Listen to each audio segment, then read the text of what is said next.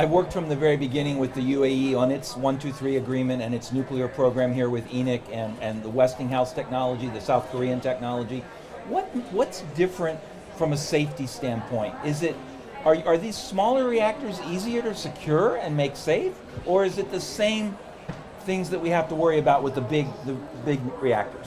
It is very different. At the smaller scale, you can do things that you wouldn't be able to do in terms of design at the large scale, right? So you have obviously a smaller source term, you have less fuel in the reactor, but it's also physically smaller, so you can encase it with more safety materials, and you can build, in our design, we bury our reactor underground. You can do things like that you wouldn't be able to do with the much, much larger power plants. And then, of course, in terms of security footprint as well, there is a reduction there given the smaller source term and potential risk. But I think that the main thing is there's really a benefit to the environmental footprint of micro reactors as well as small modular reactors. And that's not just in terms of the physical space, right? So if we're working on integrating a micro reactor for an industrial customer next to their facility, we can actually build a private wire to their facility because we use air cooling in our plant, so we actually don't have to be near a body of water.